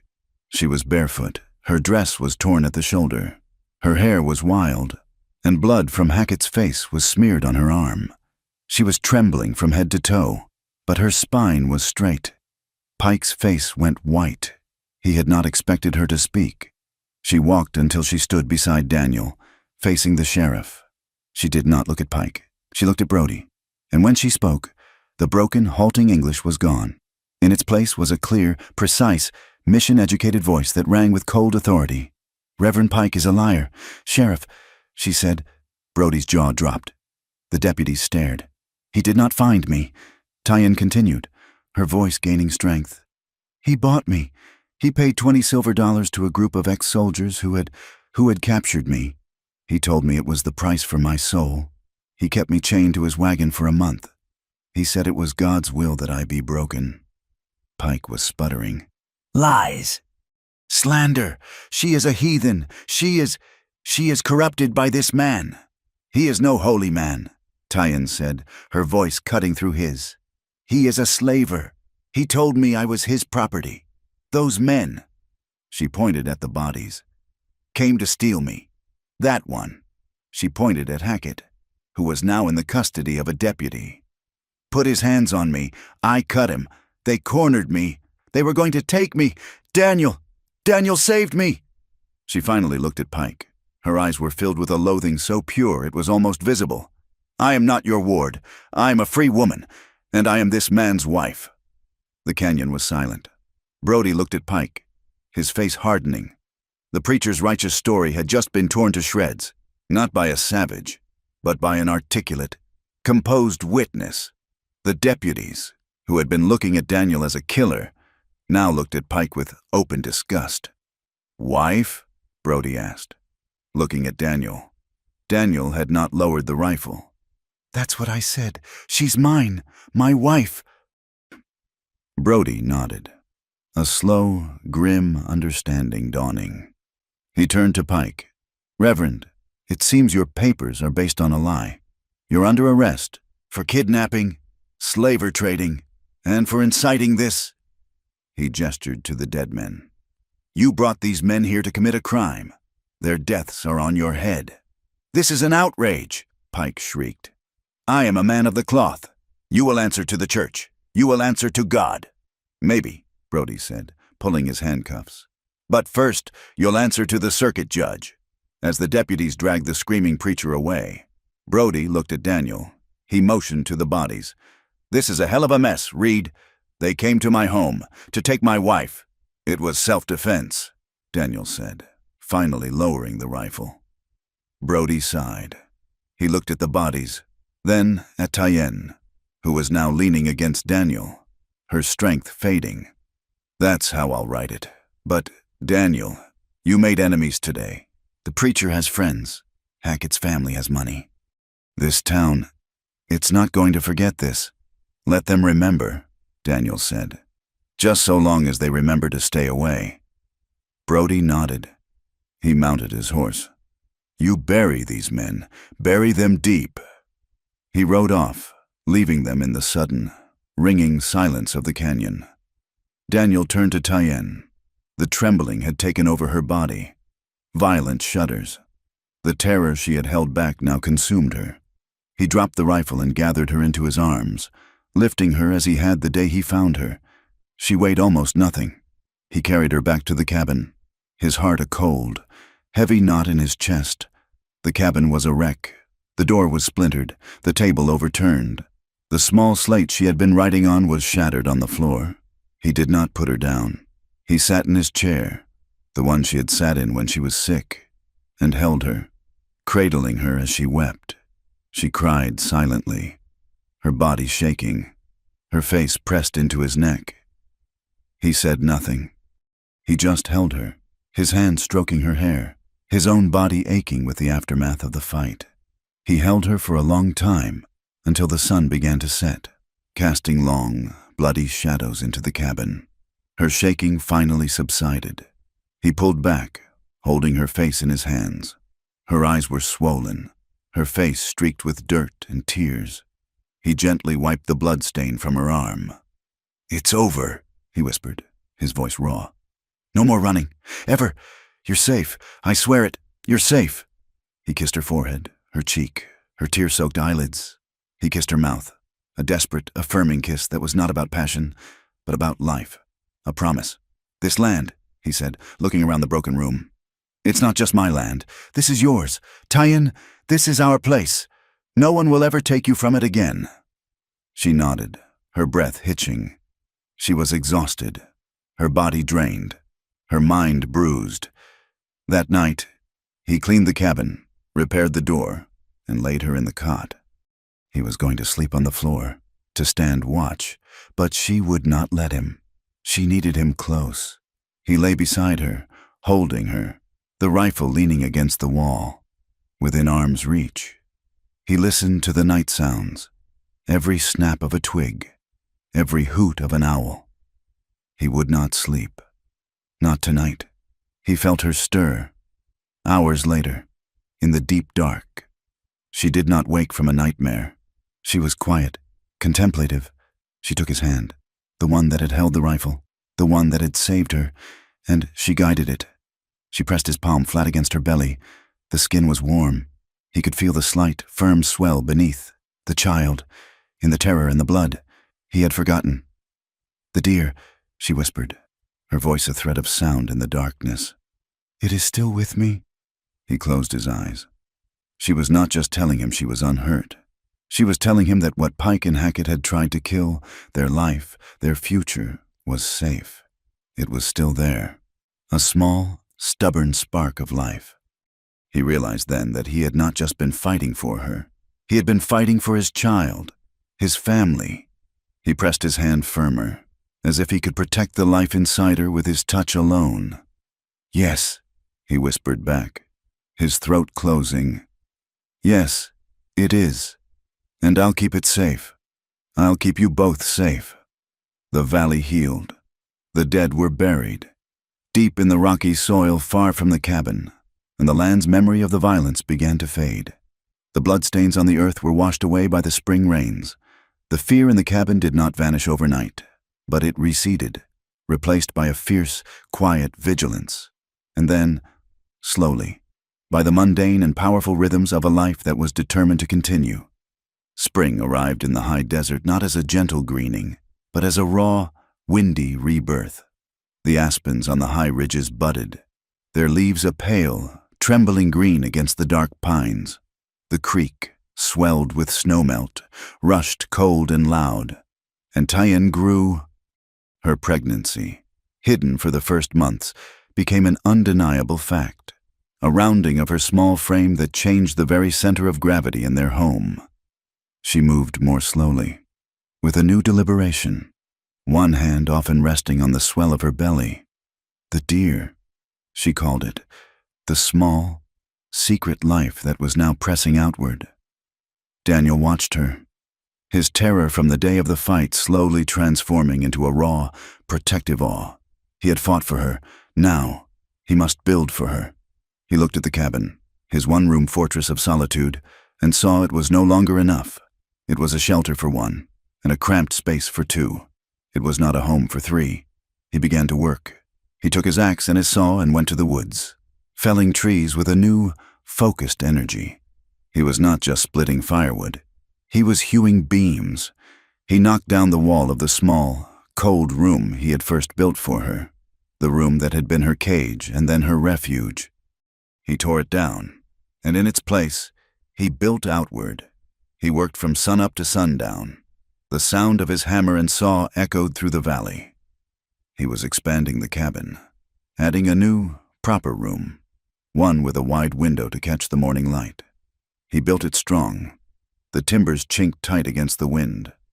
It was a room for the child. Tyen would sit on the porch, stitching soft deerskin he had tanned, her eyes following him. She was making small clothes, impossibly small, sewn with a bone needle and sinew. She watched his muscles work, watched the sweat on his back. She saw the same strength he had used to kill the men who had come for her, now being used to build a roof. The two things, the violence and the tenderness, were in him, one and the same. When the room was finished, the walls smelling of fresh-cut pine, he did not stop. He spent days searching the creek bed, looking for the right piece of wood. He found a piece of smooth, pale aspen, cured dry by the sun. He brought it into the cabin, and in the evenings, by the firelight, he began to carve, his hands, thick and calloused, scarred from war and work, moved with a surprising delicacy. Tyen watched him, her head tilted. As the wood chips fell, he was making a cradle. It was not a fine or fancy thing. It was solid, deep, and strong. He sanded it with smooth stones until the wood felt like silk.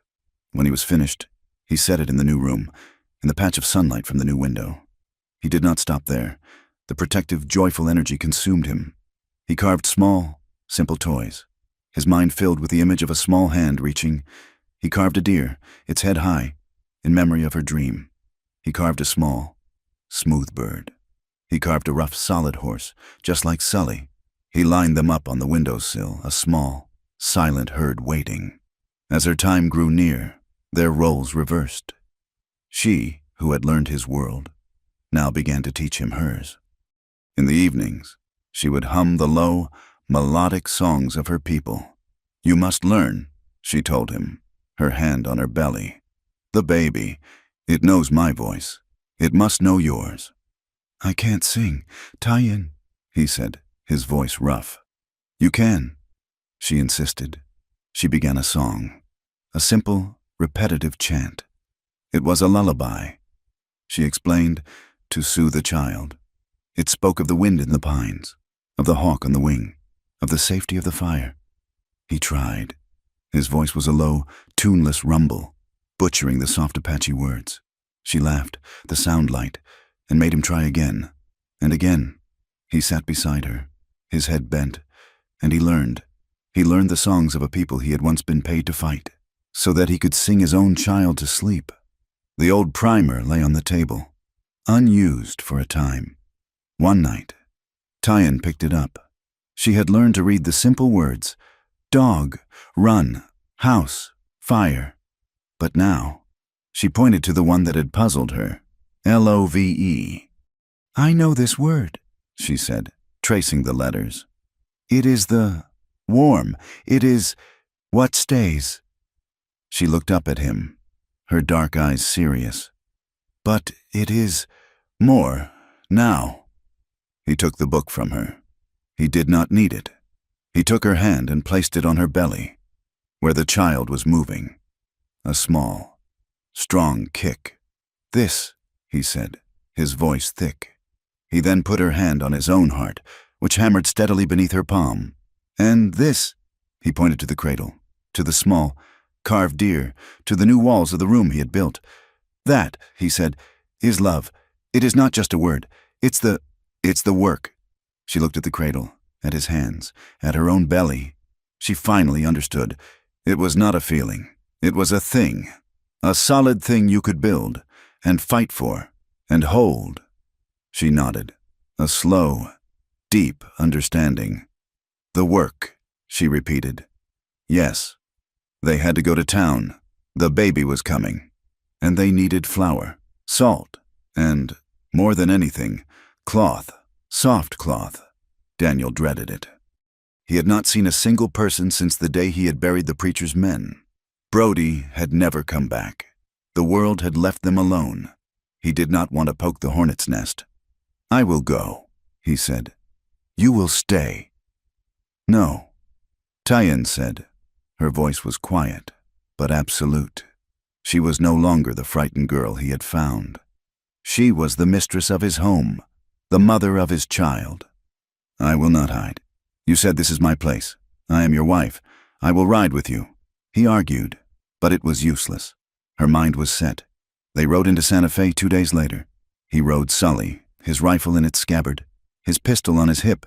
She rode the mule he had bought, sitting straight and proud. Her hair was in its married braids, and her condition was obvious to anyone who looked. The plaza went silent. It was as if he had thrown a switch. Men who had been talking stopped, their mouths open. Women who had been sweeping their stoops froze, their brooms still. Every eye in Santa Fe turned to them. To the gaunt, bearded killer, Daniel Reed, and his pregnant Apache wife. He felt the hatred, the fear, the disgust rolling off them in waves. He kept his hand near his gun, his eyes scanning the rooftops, his body rigid. Tyan, however, looked straight ahead. She did not flinch. She did not lower her gaze. She was, he realized, braver than he was. He dismounted and tied the horses. He helped her down from the mule, his hand protectively on her back. They walked into the general store. Silas Cooper was there. His face went pale, as if he had seen a ghost. Reed, he stammered. Silas, Daniel said. He handed him a list. Flour, salt, coffee, lard, and 10 yards of your softest flannel. Silas scrambled to fill the order, his hands shaking so badly he spilled cornmeal on the floor. He would not look at Tyan, would not even glance in her direction. He weighed the goods, overcharged them by at least 30%, and took Daniel's coin. Daniel was loading the sacks onto the mule when a man stepped out of the saloon. It was Jedediah Miller, the owner of the ranch where Hackett and Smith had worked. He was an old man, his face like cured leather, his eyes hard. He was not a fool, and he was not a coward. He walked straight up to Daniel. Reed, Miller said, his voice clear in the silence. Daniel stopped loading. He turned. Miller, I buried 2 of my men because of you, Miller said. They came to my home. Miller, to steal my wife, Daniel said, his voice low. Miller looked past Daniel, at Tyann, who stood by the mule, her hand on her belly. He saw her, really saw her, not as a squaw, but as a young woman, proud and defiant. His hard gaze softened. Just a fraction, he sighed. A long, weary sound. This is bad business. Reed, the whole town, they're spooked.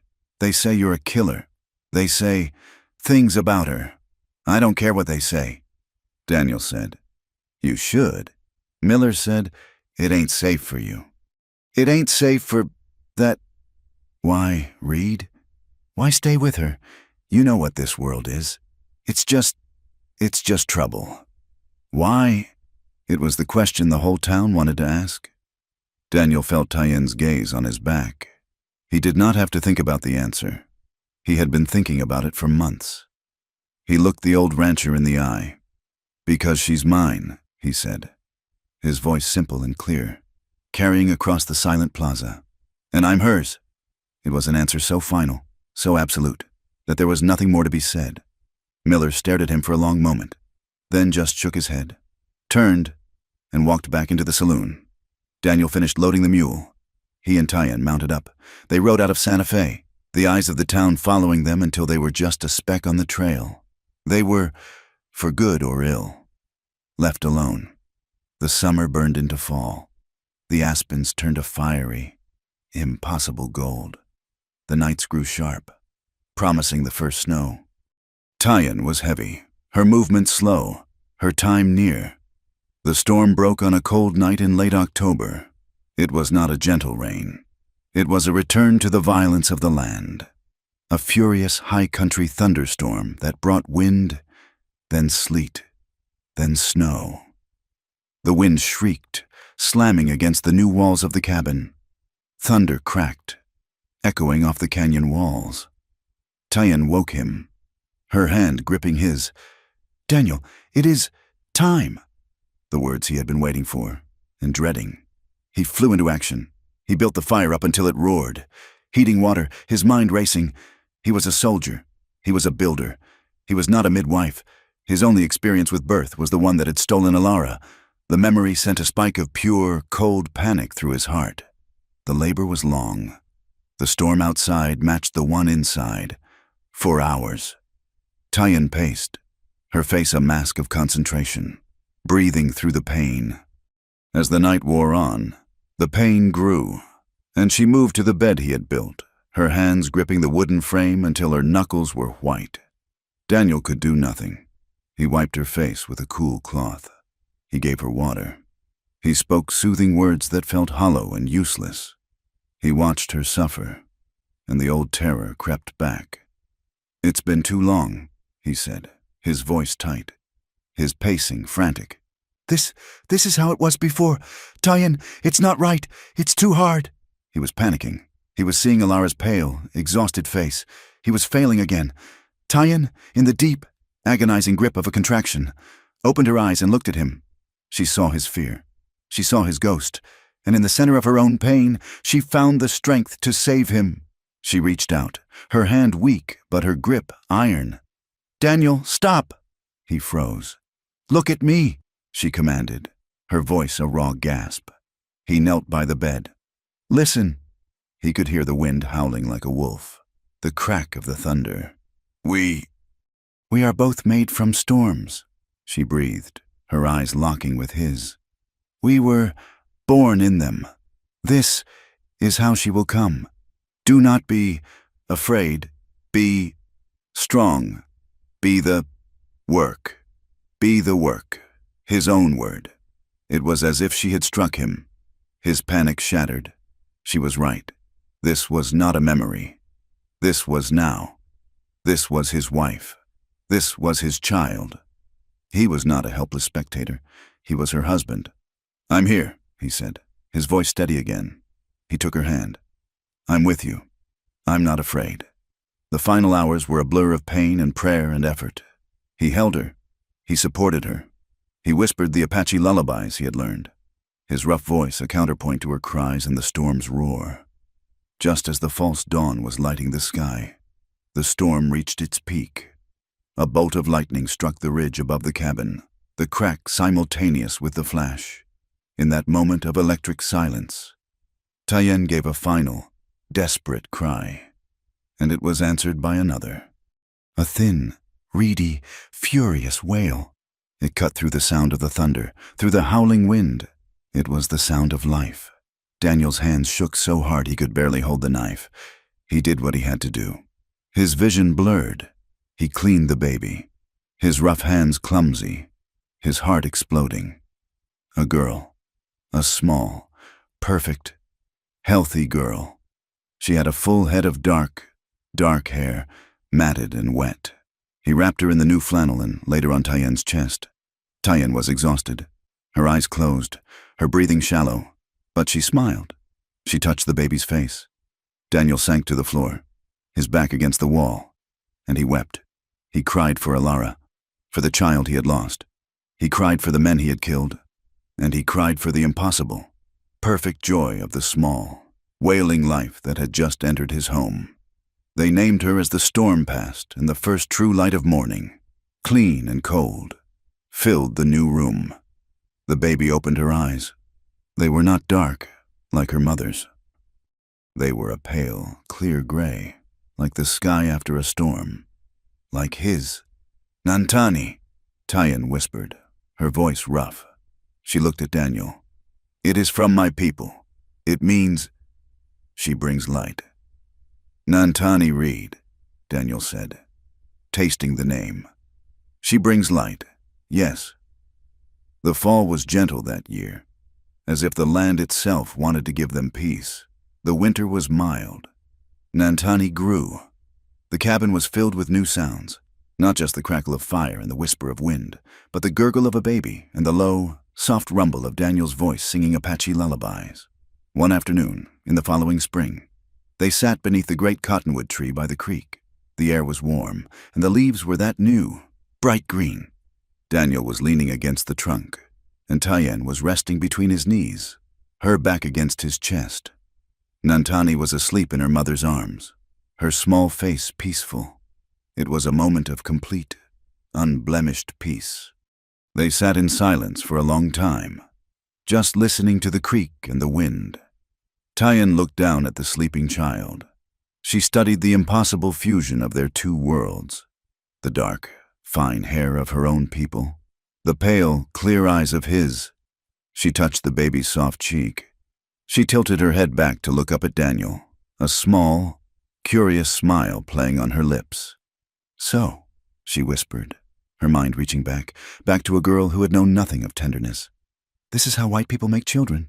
She paused, her gaze thoughtful. I think I understand now." Daniel smiled. The scars on his face, the lines of grief and violence, softened. He leaned down, his beard brushing her hair, and kissed the top of her head. He looked from his wife to his child. "No," he replied, his voice a low, gentle rumble. "We made her, together. Thank you for listening to our story. We'd love to hear where you're listening from, so please leave a comment below. If you enjoyed this tale, be sure to subscribe to From Wild West for more stories like this. We look forward to reading your thoughts in English.